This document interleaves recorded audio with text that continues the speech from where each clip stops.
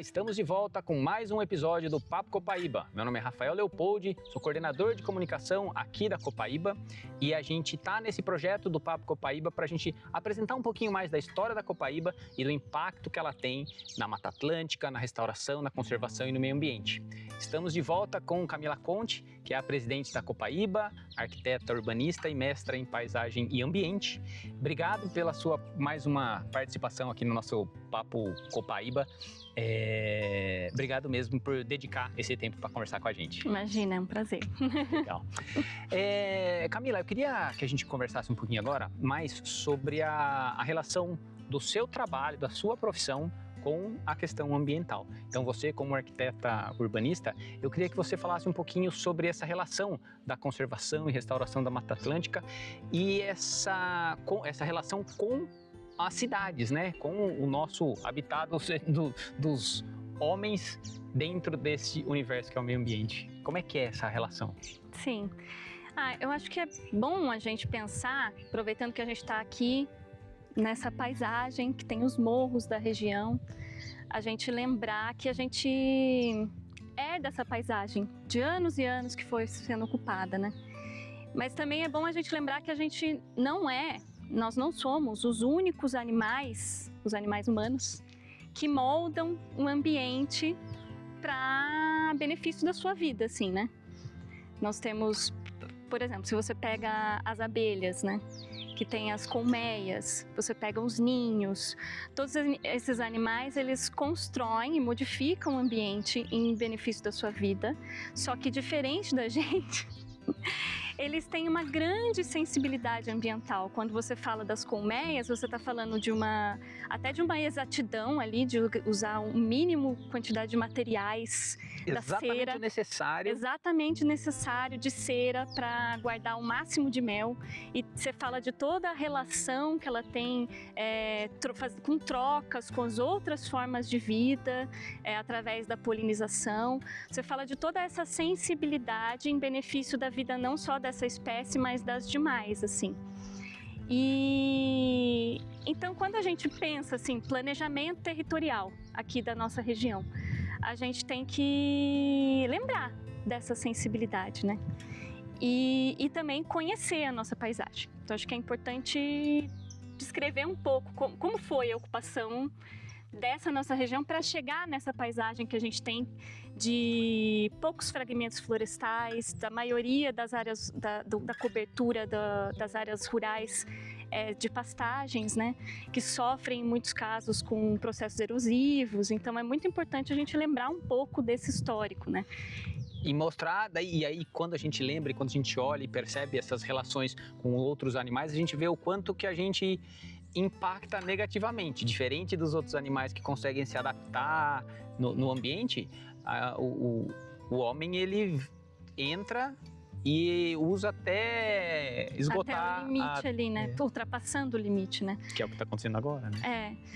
Aqui na nossa região, a gente não pode esquecer desse momento que foi o rompimento com a Mata Atlântica, né?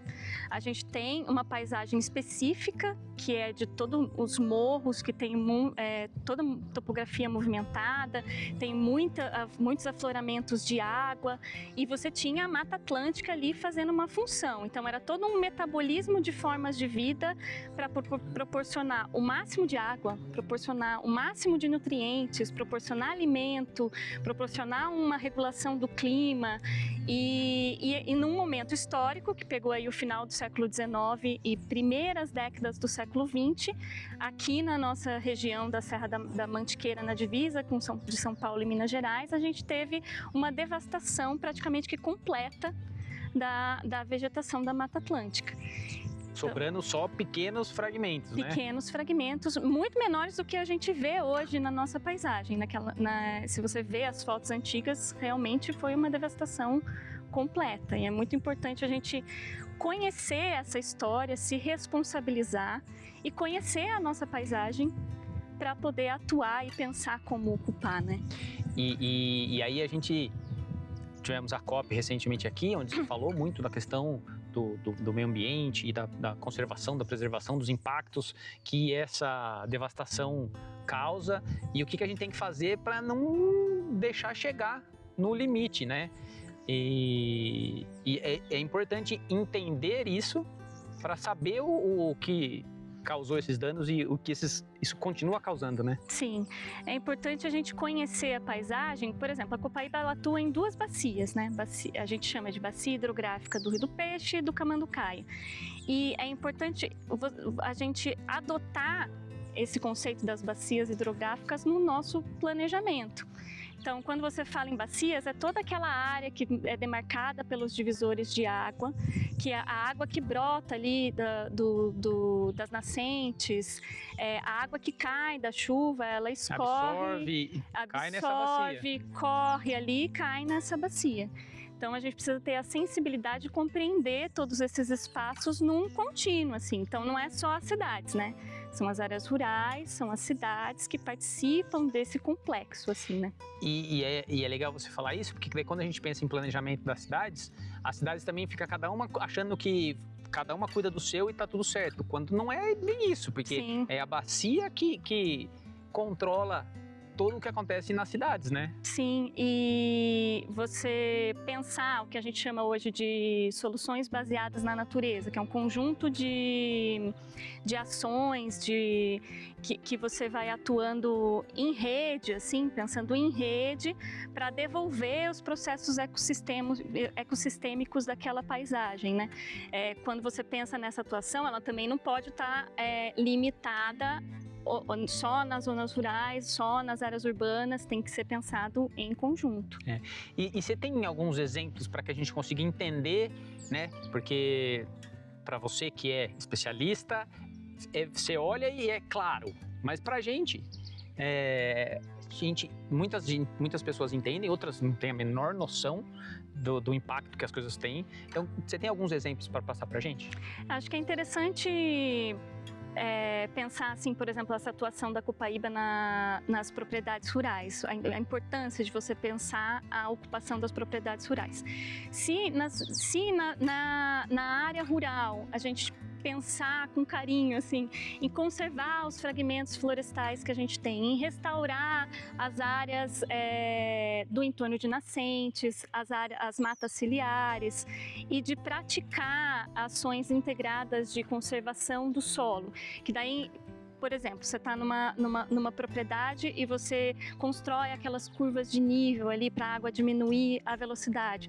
Você usa mão dos sistemas agroflorestais ali para devolver a biodiversidade ao mesmo tempo que você está aumentando a umidade ali, garantindo a água na sua propriedade. Tudo isso vai afetar, sim, porque se a água cai ali, ela vai infiltrar, então você está afetando disponibilidade ali, né? Hídrica. É muito importante, você está garantindo a disponibilidade de água em quantidade e em qualidade também, porque se a água não sai numa enxurrada, carregando poluente, carregando os nutrientes para o rio, assoreando o rio, que diminui a calha do rio, e aí lá para frente, na próxima cidade que vai encontrar, você vai ter os alagamentos. Então uma coisa vai afetando a outra. E é importante entender isso. A gente fez uma postagem recente falando exatamente isso. Era um produtor de Serra Negra e que ele fez todo esse trabalho junto com a Copaíba de restauração e produtor de café, esse proprietário. E para ele ficou claro o retorno da água, ao aumento, né, das nascentes e o quanto isso impactou daí na produção de café dele. Sim. Então é bem isso que você está falando, né? E é um papel que é lógico que a gente não pode esquecer do papel do poder público, né? Então, mesmo nas áreas rurais, como são mantidas, como são drenadas as estradas rurais, e o poder público junto com a sociedade civil participando, também tem um papel nesse planejamento de todo o território, né?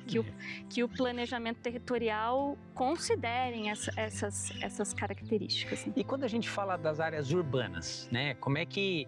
Porque é relativamente mais fácil trabalhar essa restauração e tudo na área rural, porque tá lá, né? Já tá tudo pronto para esse processo. Agora, na área urbana, que a gente vê cada vez mais asfalto, cada vez mais cimento e pedra, como fazer esse planejamento?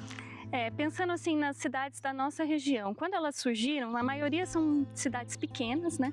E elas surgiram ali encravadas nos vales, a maioria delas, numa ocupação ali que muitas vezes não respeitou ali as áreas de várzea dos rios, que tem um papel importantíssimo, né?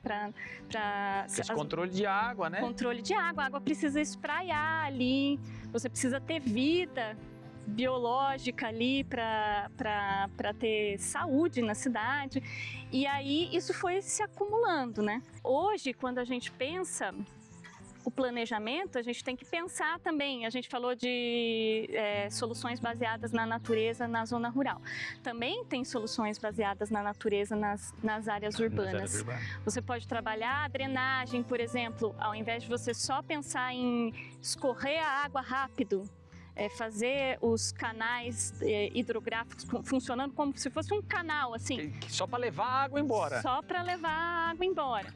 Você pode renaturalizar esses canais, você pode usar soluções dentro da cidade de drenagem que aproveite as espécies nativas de árvores arbustivas, trabalhando ali em infraestrutura verde, que a gente fala, que imita os processos naturais de drenagem. Você cria espaço para a água, você segura a velocidade da água para ela não descer mais rápido.